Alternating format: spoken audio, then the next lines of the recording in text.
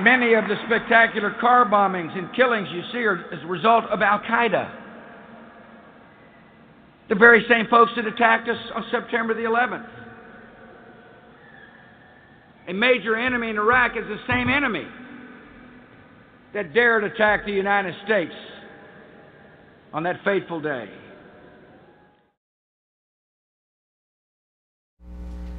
The same folks that are bombing innocent people in Iraq were the ones who attacked us in America on September the 11th. And that's why what happens in Iraq matters to the security here at home.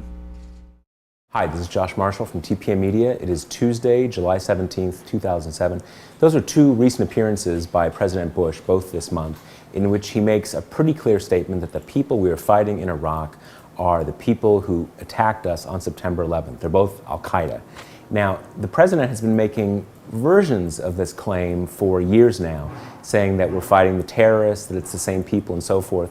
But just recently, the equation has become a lot tighter and a lot more specific. The people we're fighting in Iraq is Al-Qaeda. It's not that we're in the midst of a civil war. It's not the Sunni insurgents, the Ba'athist dead-enders. We're fighting Al-Qaeda in Iraq. Now, the problem is, this just isn't true. And some of it actually comes down to a pretty simple verbal flim-flam. There is a group in Iraq called Al-Qaeda in Iraq. That's the name of the group. Often when the president refers to it, he makes it sound like he's talking about the people in Al-Qaeda who are in Iraq.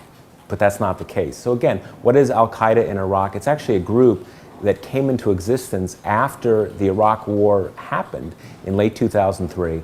And then in 2004, they made what was called they made allegiance to Osama bin Laden. But pretty much everybody who follows this stuff says that Al-Qaeda in Iraq is just another group that has the same name as Osama bin Laden's Al-Qaeda. Not a point that the president or his handlers made particularly clear. Now, in this week, on Sunday, George Stephanopoulos actually raised exactly this point with Stephen Hadley, who's the president's national security advisor. Take a look. Al-Qaeda in Mesopotamia didn't even exist until after the U.S. invasion. The president was not saying that Iraq called 9/11. What the president was pointing out was Al-Qaeda did 9/11. And Al-Qaeda has made Iraq the central front in the war on terror. Now, if you notice, he basically twice dodges the question. Talk about whether Iraq was responsible for 9/11, and then he jumps from whether or not the group that the president refers to as Al-Qaeda, that we're fighting Al-Qaeda in Iraq, is the same group as Osama bin Laden's group. He jumps back from that and says, well, Al-Qaeda has made Iraq the central front in the war on terror. Well, that's a totally different point. He can't address the point because the point undermines what at this point has become President Bush's whole raison d'etre for the whole war. Now, if it were just the president, it'd be one thing, but actually a lot of the major media organizations have picked this up, and you'll see in places like the New York Times and in other major papers pretty uncritically passing on White House and U.S. military statements saying that this or that offensive is against Al-Qaeda, that the people we're fighting in Iraq are Al-Qaeda, or when this or that bomb goes off, that it's Al-Qaeda. Well, in fact, the New York Times, or actually the public editor of the New York Times, which what most papers call the ombudsman, did a really good piece about a week ago basically criticizing his own paper's reporting on this and pointing out how the papers have really pretty slavishly been following the White House and following the U.S. military and being very sloppy in not making these very big distinctions. Now again, in a certain sense, it's just a name, but we all know how inflammatory identifying the people we're fighting on the ground in Iraq with the people who mounted the 9/11 attacks, just how big a deal it is and how misleading it is. So take a look at that July 8th New York Times public editor piece on the New York Times use of the word Al-Qaeda as the name for the enemy that we're fighting in Iraq. There's actually a couple quotes I want to read to you from that article. The first one is from Anthony Cordesman, who's a pretty well-known military analyst in Washington, D.C. He told Clark Hoyt, the author of the article, quote, "Nobody knows how many different Islamist extremist groups make up the insurgency. Even when you talk about Al-Qaeda in Mesopotamia," that's another name for Al-Qaeda in Iraq, it's a different translation. "Even when you talk about Al-Qaeda in Mesopotamia, the idea of somehow it is the center of the insurgency is almost absurd."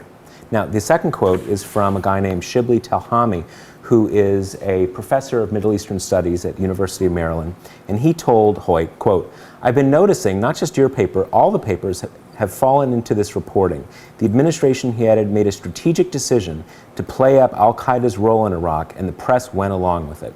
Now, a couple weeks ago, I spoke to Juan Cole, who a lot of you know his site, and we had a long talk about, what is al-Qaeda in Iraq, what is its relationship to Osama bin Laden's al-Qaeda, how large a role does it play in the larger insurgency. I don't want to speak for Juan Cole. I would really recommend that you actually become a regular reader of his site, because he's one of the best sources of information on this.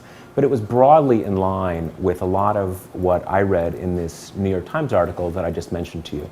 And what both of these say is that a lot of the people that we are fighting in Iraq are young Sunni men from the Sunni-dominated parts of Iraq who don't like living under a Shia-dominated government, which is what the current government of Iraq is. And they end up either becoming just sort of garden variety insurgents or falling in with different Islamist groups who are also fighting the U.S. occupation.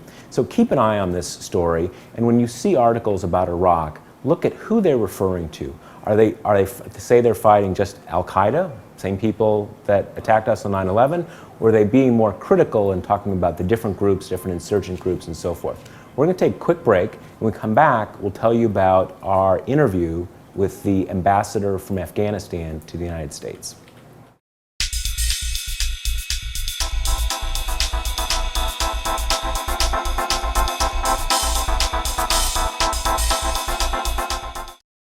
Okay, we're back. I told you last week that on Thursday, Spencer Ackerman, who writes for TPMmuckraker.com, sat down with the ambassador from Afghanistan to the United States, and he asked a number of questions, including some that you sent in that you wanted the ambassador to answer. I'm going to show you a quick clip from that, and then we'll have the rest of the interview on TPMtv on Wednesday and Thursday of this week.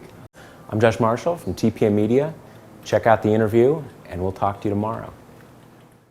One of the important achievements of the Afghan foreign policy has been to engage countries in our neighborhood who have different priorities, different foreign policies in a constructive way in Afghanistan.